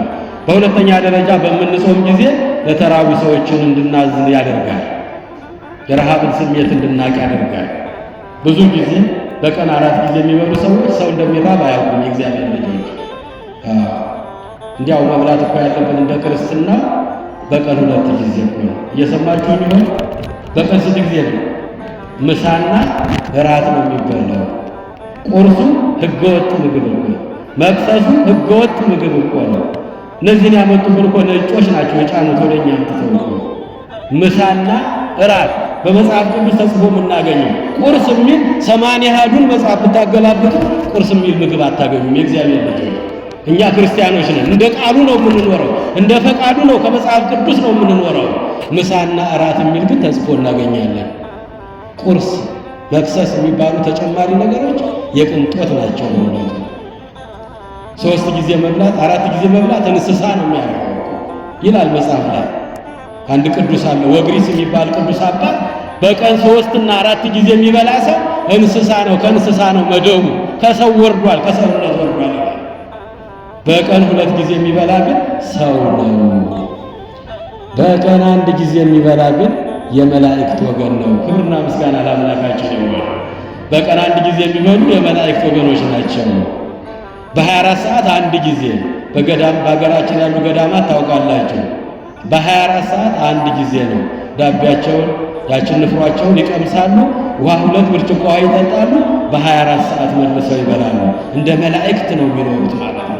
ፍቅር ካላቸው እነሱ መላእክት ይቀርቧቸዋል ማለት ነው። በቀን 4 ጊዜ 3 ጊዜ የሚበላ ሰው ምን አልኳቸው? እንስሳ ነው።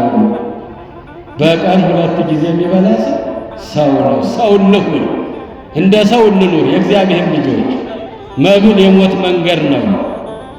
ጾም ጸሎት ደግሞ የሕይወት መንገድ ነው። አዳምና ሔዋን በጾሙ በጸለዩ ጊዜ ከእግዚአብሔር ጋር ኖሩ። በበሉ ጊዜ ሞትን ትሞታላችሁ ተባሉ። ሕጌን አፍርሳችኋልና አፈር ትሆናላችሁ ተባሉ። ይሄ እኮ ከባድ ቅጣት ነው አይደል? እግዚአብሔር ልጆች ሕጌን ሽራችኋል፣ ሕጌን አፍርሳችኋልና እናንተም ትፈርሳላችሁ፣ አፈር ትሆናላችሁ የተባሉት ያችን ዕፀ በለስ ፍሬ ከቀመሱ በኋላ እኮ ነው። ከዛ በፊት እኮ ይሄ የሞት ድምፅ የለባቸውም ነበር። ስለ ምግብ አያስቡ፣ ስለ ልብስ አያስቡ፣ እንዲህ ነበር የሚኖሩት። ስለዚህ መብል የሞት መንገድ፣ መጾም ደግሞ የሕይወት መንገድ ነው። በቀን 4 ጊዜ የሚበላ ሰው እንስሳ፣ 3 ጊዜ የሚበላ እንስሳ፣ መደቡ ከእንስሳ ነው፣ ከሰውነት ወርዷል። ምክንያቱም ቁርስ መክሰስ የሚል መጽሐፍ ቅዱስ ስናገላብጥ ብንኖር አናገኝም። ምሳና እራት ግን ተጽፎ እናገኛለን። ስለዚህ ስንበላ ረፈድ አድርገን 5 ሰዓት 6 ሰዓት ከዚያ ደግሞ ወደ 9 ሰዓት 10 ሰዓት 11 ሰዓት እራት ከበላን በትንሹ በቂ ነው። የሰው ልጅ በእንጀራ ብቻ አይኖርም ነው ያለን አምላካቸው። ጠላት ዲያብሎስ እርቦሃል፣ እርቦኛል፣ እስኪ ይህንን ዳቦ የድንጋይ ዳቦ አድርገውና እንመገብ፣ በጾም በጸሎት ሰንብተሃል፣ ተርበሃል፣ ተርቤያለሁ፣ እስቲ አምላክ ነኝ ብለሃል፣ ይህን ድንጋይ ዳቦ አድርገው ነው እኮ ያለው።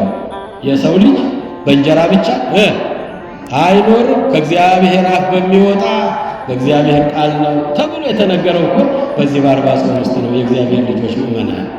ስለዚህ 3 ጊዜ 4 ጊዜ የሚበላ መደቡ ከምንድን ነው? ከእንስሳ ነው ማለት ነው። 2 ጊዜ የሚበላ መደቡ ከሰው ነው። ሰው ነው፣ እንደ ሰው ነው።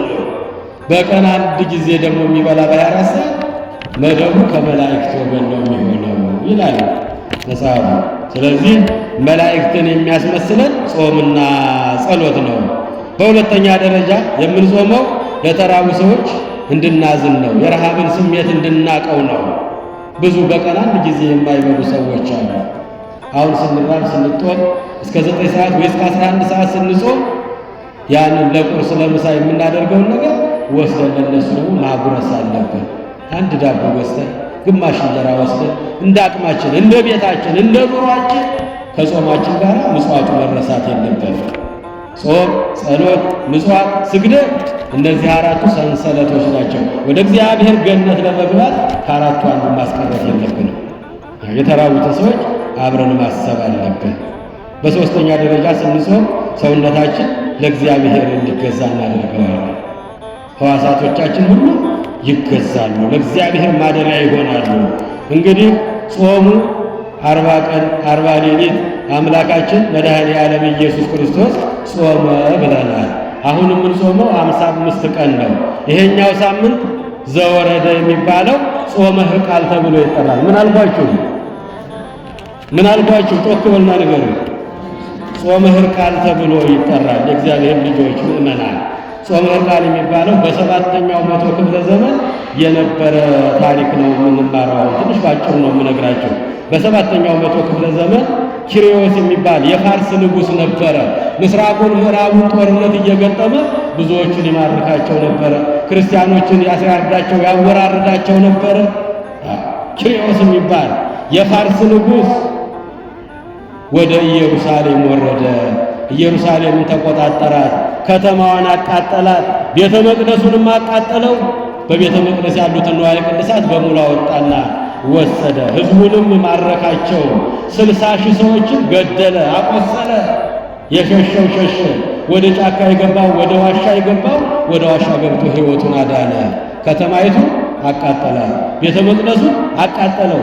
ንግሥት እሌኒ ንጉሥ ቆስጠንጢኖስ የሰሩትን ቤተ መቅደስ አቃጠለው፣ በሳት አነደደው። ጨካኝ አረመኔ ንጉሥ ነበር። እየሰማችሁ ነው። ቤተ መቅደሱ አቃጠለው፣ ከተማይቱ አነደዳት። 60,000 ሰዎችን ገደለ፣ ሌሎቹ ብዙዎችን አቆሰለ። 3,000 ሰዎችን ማረከ። የጌታችን የአምላካችን የኢየሱስ ክርስቶስን መስቀል ከዚያ ከቤተ መቅደስ አወጣ። ንዋየ ቅድሳቱን ሁሉ ዘረፈ። 3,000 ሰዎችን ማርኮ ወደ ሀገሩ ወደ ፋርስ ወረደ። ሀገሪቱ ምድረ በዳ ሆነች። ቤተ መቅደሳቸው ተቃጥሏል፣ ከተማቸው ነዷል፣ ሕዝቡ ቆስሏል፣ ተጎድቷል። 14 ዓመት በየዋሻው በየፍርኩታው ቆዩ። ከ14 ዓመት በኋላ በ628 ዓመተ ምህረት ሕርቃል የሚባል የሮም ንጉሥ ነገሰ። የካቶሊክ እምነት ተከታይ ክርስቲያን የሆነ ሰው ነው። እየሰማችሁ ነው። እግዚአብሔርን የሚፈራ ንጉሥ ነገሰ። ከ14 ዓመት በኋላ ደብዳቤ ጽፈው ከ14 ዓመት በፊት የፋርስ ንጉሥ ኪሪዮስ የሚባል ወደ ሀገራችን ገብቶ ከተማችንን አቃጥሎ መቅደሳችንን አውድሞ ንዋየ ቅድሳቶቻችንን መስቀላችንን የክርስቶስን መስቀል ወስዶብን ይኸው በሐዘን 14ኛ ዓመታችን ነው። እባክህን እርዳንና መስቀሉን እንኳን አስመልስልን ብለው ደብዳቤ ጽፈው ለሕርቃል ላኩበት። እነማ? የኢየሩሳሌም ሰዎች፣ ከሞት የተረፉ ከሰይፍ የተረፉ በየዋሻው በየፍርኩታው የነበሩ እንባቸውን ሲያፈሱ ሲጸልዩ 14 ዓመት የቆዩት ናቸው። ያን ጊዜ ደብዳቤው እንደደረሰው ሰውን የገደለ ሰው ዕድሜ ልኩን ይጹም ይላል። እኔ ታዲያ እንዴት አደርጋለሁ? መማረክ እችላለሁ፣ እሱን ማርኬ ንዋየ ቅድሳቶቻችሁን ማስመለስ እችላለሁ። ነገር ግን የጾሙ ነገር ዕድሜ ልኬን መጾም እንዴት ይሆንልኛል አላቸው። እነሱ ያንተን የዕድሜ ልክህን ጾም ተከፋፍለን እንጾምልሃለን አሉ። የሰው ዕድሜው 70 ነው፣ ቢበዛ 80 ነው። 80ውን ዓመትህን ተከፋፍለን በሰባት ቀን ሁላችንም እንጾማለን አሉ። ጾሙ፣ ጸለዩ፣ አለቀሱ።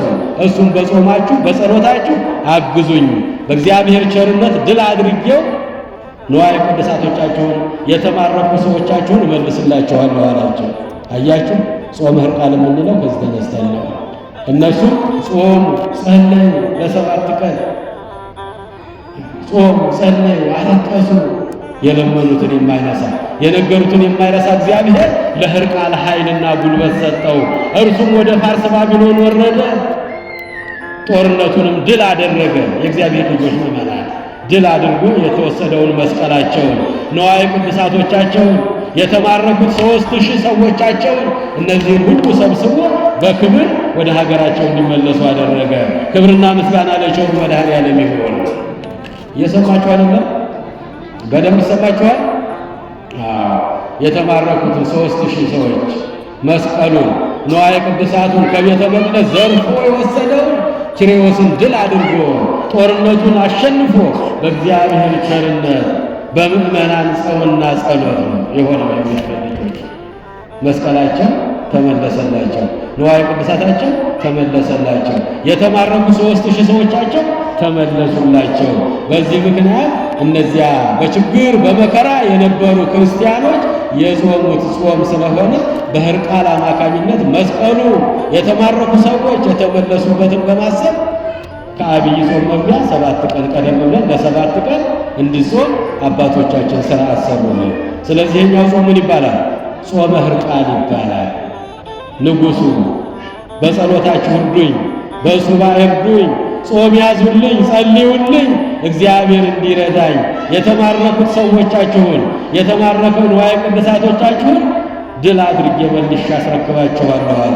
እሱም መስቀሉን ንዋየ ቅድሳቱን የተማረኩትን ሰዎች ድል አድርጎ በጦርነት አሸንፎ ያን ሁሉ መለሰላቸው። በዚህ ምክንያት ከአብይ ጾም ቀደም ብለን 7ቷን ቀን እንድንጾም አባቶቻችን 318ቱ ሊቃውንተ ቤተ ክርስቲያን ሥርዓት ሰርተውልናል። እየሰማችሁ ነው? ጾም ሰርተውልናል። ስለዚህ የምንጾመው ይሄ ጾም ጾመ ሕርቃል የሚባለው ከዚህ ተነስቶ ነው። አብይ ጾም ከሰኞ ከወዲያ ይገባል። ቀኑ አጠቃላይ 55 ቀን ነው። የመጀመሪያው አንድ ሳምንት ጾመ ሕርቃል ነው። የመጨረሻው አንድ ሳምንት ሰሙነ ሕማማት ነው።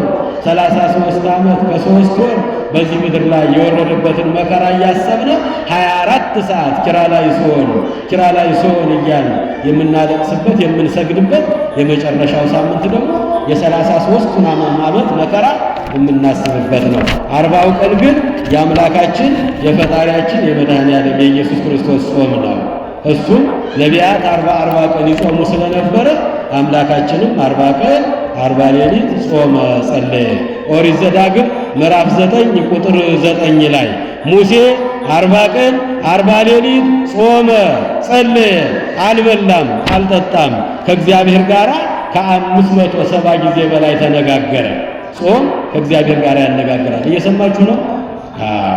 ኦሪት ዘዳግም ምዕራፍ 9 ቁጥር 9 ላይ ሊቀ ነቢያት ሙሴ፣ ባህር የከፈለው ሙሴ፣ ደመና የጋረደው ሙሴ፣ እስራኤላውያንን ከግብፅ ባርነት ከፈርዖን ግዛት ነፃ ያወጣው ሙሴ 40 ቀን 40 ሌሊት ጾመ ጸለየ፣ እንጀራም አልበላም ውሃንም አልጠጣም፣ ከእግዚአብሔር ጋር ተነጋገረ፣ ጽላተ ኪዳኑን ተቀበለ። አያችሁ፣ ይሄ መመሪያ የተሰጠው በጾም በጸሎት ነው። ሙሴ 40 ቀን 40 ሌሊት እንደጾመ አምላካችንም ሠራኤ ሕግ ነውና 40 ቀን 40 ሌሊት ጾመ። በአንደኛ ነገሥት ምዕራፍ 19 ቁጥር 8 ላይ ኤልያስም 40 ቀን ጾመ ጸለየ፣ ከእግዚአብሔር ጋር ተነጋገረ፣ በብርሃን ሰረገላም ወደ ብሔረ ሕያዋን አረገ። እየሰማችሁ ነው? እስመ በጾም ወበጸሎት ኤልያስ ዐርገ ውስተ ሰማያት። ኤልያስ በጾም በጸሎት በብርሃን ሰረገላ ወደ ብሔረ ሕያዋን አረገ። በምን? በጾምና በጸሎት። አምላካችንም እነ ኤልያስ እነ ሙሴ የጾሙትን የ40 ቀን ጾም ሳያጎድል ሳያተርፍ ሳይጨምር 40 ቀን 40 ሌሊት አምላካችን ጾመ። መጽሐፈ ዕዝራ ምዕራፍ 13 ከቁጥር 23 እስከ 46 ነቢዩ ዕዝራ 40 ቀን 40 ሌሊት ጾመ ጸለየ፣ አልበላም አልጠጣም። የጠፉትን 46 የብሉይ ኪዳን መጻሕፍት ተቃጥለው ጠፍተው የነበሩትን ተገልጠውለት እንደገና ተጽፎ ዛሬ የምንገለገልበት መጽሐፍ ቅዱስ ዕዝራ ሱቱኤል የጻፈልን ነው። 40 ቀን 40 ሌሊት ጾሞ ጸልዮ ሚስጥር ተገለጠለት። እኛም ስንጾምና ስንጸልይ ሚስጥር ይገለጥልናል። እየሰማችሁ ነው? ከቃሉ ጋር ናችሁ? እግዚአብሔር ከሁላችሁ ጋር ይሁን። ዕዝራ ሱቱኤል ምዕራፍ 13 ቁጥር 23 ላይ ዕዝራ 40 ቀን 40 ሌሊት ጾመ ጸለየ። የጠፉት 46 መጻሕፍት ተገልጠውለት ሚስጥር ተገልጦለት እንደገና እንዲጻፉ ያደረገው ጾሞ ጸልዮ ነው። እኛም ስንጾም ስንጸልይ ሚስጥር ይገለጥልናል። ሚስጥር ይገለጥልናል። እየሰማችሁ ነው? በዚህ ምክንያት ነው ሕዝቅኤልም 40 ቀን 40 ሌሊት ጾሞ ጸልዮ 600 ሙታንን ከሞቱበት አስነስቷል። ተአምር ማድረግ ይቻላል። በእውነት ከጾምን በእውነት ከጸለይን እንዲህ ማድረግ ይቻላል። በዚህ ምክንያት እግዚአብሔር አምላካችን ኢየሱስ ክርስቶስ የነቢያትን ጾም አብሮ ለመጾም ሕግን ለመፈጸም 40 ቀን 40 ሌሊት አምላካችን ጾመ ጸለየ። ማቴዎስ ወንጌል ምዕራፍ 4 ቁጥር 2 ላይ ጌታችን 40 ቀን ጾመ ጸለየ፣ ሦስቱን አርእስተ ኃጣውእ ድል አደረገ። እናንተም ብትጾሙ ብትጸልዩ የሚፈትናችሁን ክፉ መንፈስን ድል ታደርጉታላችሁ ሲል ለእኛ አርአያና ምሳሌ ለመሆን ጾመ ጸለየ። እንግዲህ እንዴት እንጹም? የእግዚአብሔር ልጆች ባለፈው ተነጋግረናል፣ ቅድም ተነጋግረናል። መጾም ያለብን እንዴት እንደሆነ ቅዱስ ያሬድም የሚነግረን ነገር አለ። ዓይናችን ክፉ ከማየት ይጹም። እየሰማችሁ ነው? ዓይናችን ክፉ ከማየት ይጹም። ጆሮአችን ክፉ ከመስማት ይጹም። ፖለቲካውን፣ ዘፈኑን፣ ሸቀጡን፣ የማይረባውን መናኛውን፣ ምድራዊውን ነገር ከመስማት ጆሮአችንም ይጹም።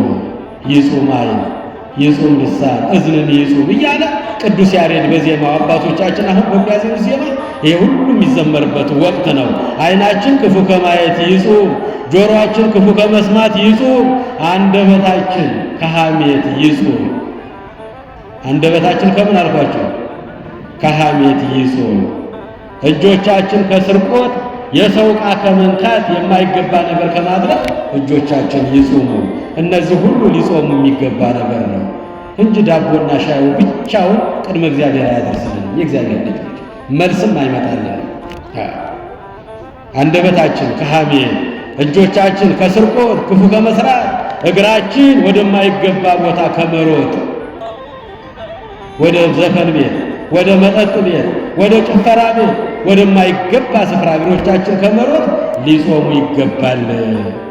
አንደበታችንም እንዲሁ፣ ልባችንም ከክፋት፣ ከምቀኝነት፣ ከቂም፣ ከቅናት፣ ከበቀል እነዚህ ሁሉ ከጾሙ ጾማችን እንደ አባቶቻችን ቅድመ እግዚአብሔር ይደርስልናል። ሰምታችሁኛል? እንደ አባቶቻችን ጾማችን ቅድመ እግዚአብሔር ይደርስልናል። የነነዌ ሰዎች እኮ ከልብ ተመልሰው ተጸጽተው ንጉሳቸው የነነዌን መከራ የመጣውን መከራ በሰማ ጊዜ የእግዚአብሔር ልጆች 5 አዋጆችን እኮ ያወጀው። ራሱ ከዙፋን ወረደ፣ ማቅ ለበሰ፣ አመድ ነሰነሰ፣ በልቡም ተደፍቶ አለቀሰ። በልቡም ተደፍቶ አለቀሰ። 5 አዋጆችንም አወጀ። ባል ከሚስቱ ጋር እንዳይተኛ፣ ሚስት ከባሏ ጋር አብራ እንዳተኛ፣ ለ3 ቀን ተለያይተው ያልቅሱ፣ ተደፍተው ይጹሙ፣ ይጸልዩ አለ። የኛ ጾም እንደዛ ነው? እግዚአብሔር ልጆች እንደዛ ነው እንዴ? ነው አይደለም? ወገኖች ባል ከሚስቱ ጋር እንዳይተኛ፣ ሚስት ከባሏ ጋር እንዳተኛ፣ እንስሳት የቤት እንስሳት ሁሉ መኖ እንዳይሰጣቸው፣ የሚበሉትና የሚጠጡት ነገር እንዳይቀርብላቸው እነሱም ይጾሙ፣ እነሱም ያልቅሱ። ስለ እነሱ ብሎ እንዲታረቀን እግዚአብሔር ስለ እነሱ ብሎ ይቅር እንዲለን ትንቢተ ዮናስ ምዕራፍ 3 ከቁጥር 1 ጀምራችሁ ስታነቡ የምታገኙት ቃል ነው። ትንቢተ ዮናስ ምዕራፍ 3 ቁጥር 4 ጀምራችሁ ነቢዩ ዮናስ ወደዛች ወደ ምጠፋዋ ምድር ገብቶ እስከ 3 መዋዕል ትገፈታ ነነዌ አባይ ሀገር እስከ 3 ቀን ድረስ ነነዌ ትገለበጣለች፣ እሳት ይወርድባታል፣ ጹሙ፣ ጸልዩ፣ አልቅሱ ተብላችኋል አላቸው። ንጉሡ ጋር ደረሰ። የነቢዩ የዮናስ ስብከት ንጉሡ ጋር ደረሰ። ንጉሡም አዋጁን ተቀበለ። ነቢዩ የተናገረው ቃል ሰማ። ያን ጊዜ 5 አዋጆችን አወጀ። ባል ከሚስቱ ጋር፣ ሚስት ከባሏ ጋር እንዳይተኙ አዋጅ አውጃለሁ፣ አዝዣለሁ አለ። የቤት እንስሳት ምግብ ውሃ እንዳይቀርብላቸው አዝዣለሁ አለ። ጥጆች የላሞቻቸውን ወተት እንዳይጠቡ አዝዣለሁ አለ። ሕፃናትም የእናቶቻቸውን ጡት እንዳይጠቡ አዝዣለሁ። ስለ ሕፃናት ብሎ ይቅር እንዲለናል፣ ስለ ሕፃናት ብሎ እንዲታረቀን አለ። ሁሉም ሰው ለ3 ቀን መሬት ላይ ተደፍቶ ያልቅስ፣ ይጹም፣ ይጸልይ፣ እግዚአብሔር መሐሪ ነውና እንዲምረን አለ። እግዚአብሔርም ጾምና ጸሎታቸውን ሰማቸው። ሊያደርገው የነበረውን መከራውንም አራቀላቸው። ከ3 ቀን በኋላ እሳት ሊወርድ ሲጠብቁ እሳቱ ከሰማይ ወረደና ሀገሪቱ ከተማይቱ ላይ ያለውን ትልልቅ ዛፍ ለበለበና ተጠቅልሎ ወደ ሰማይ ተመለሰላቸው። ክብርና ምስጋና ለመድኃኔዓለም ይሁን። እኛ 55 ቀን እንጾማለን፣ አንድም መከራ ማስቀረት አልቻለም። ብዙ ችግር አለ። ሀገራችን እንድትረጋጋ፣ ሰላም እንዲመጣ፣ ህዝባችን በሰላም ወጥቶ በሰላም እንዲገባ፣ የተወለዱ እንዲያርጉበት፣ የተማሩ እንዲመረቁባት፣ የተመረቁ ስራ እንዲያገኙባት፣ ያልወለዱ እንዲወልዱባት፣ ያላገቡ እንዲያገቡባት፣ ሀገር ሰላም እንድትሆን ጸጥ እንድትል እንድትረጋጋ ሁላችንም በተሰበረ ልቦና ልንጾም ልንጸልይ ይገባል። የግብር ይውጣ ከሆነ ቀኑ በከንቱ ቀን መቁጠር ነው የሚሆነው። ዛሬ 1 ብለን ጀምረናል፣ 54 ቀን ይቀረናል። ነገ ስንገባ ደግሞ ይቆነሳል ቀኑ። ስለዚህ ሁላችንም በተሰበረ ልቦና ጾምን ቀድሱ ምህላንም አውጁ አለ ነቢዩ ኢዩኤል እኮ ነው። ጾምን ቀድሱ ምህላንም አውጁ፣ ሽማግሌዎችንና በምድር ላይ የሚኖሩ ሁሉ ወደ አምላካችሁ ወደ እግዚአብሔር ቤት ተሰብሰቡ፣ በአንድነት ሆናችሁ ወደ እግዚአብሔር ጩኹ፣ የእግዚአብሔር የቁጣ ቀን ቀርቧልና፣ የጥፋት ጊዜ ደርሷልና፣ ከሰው ልጆች ደስታ ርቋልና ወደ እግዚአብሔር ተሰብሰቡ። ወንዶችም ሴቶችም ሕፃናትም ወጣቱም ሽማግሌውም ሀብታሙም ድሃውም ሁሉም ወደ አምላካችሁ ወደ እግዚአብሔር ቤት ተሰብሰቡ፣ ወደ አምላካችሁ ወደ እግዚአብሔር ጩኹ፣ የእግዚአብሔር ቁጣ ቀን ደርሷልና፣ ከሰው ልጆች ሰላም ጠፍቷልና፣ ደስታ እርቋልና፣ ጾምን ቀድሱ ምህላን አውጁ። ያስተማረን የመከረን የገሰጸን የአባቶቻችን አምላክ ስሙ ይክበር ይመስገን። የሰማነውን ቃል እግዚአብሔር በልቦናችን ይጻፍልን። ኢየሱስ ክርስቶስ ጽኦመ ስም ለዘይጼውኦ ኢየሱስ ክርስቶስ ህብስተ ሕይወት ለዘይበልኦ ኢየሱስ ክርስቶስ ጽዋ መድኃኒት ለዘይሰትዮ ከመ ይባርኩነ ይፈኖ አርዳኦ ለጸባኢነ ይጽብኦ ወልተሁ ነሲኦ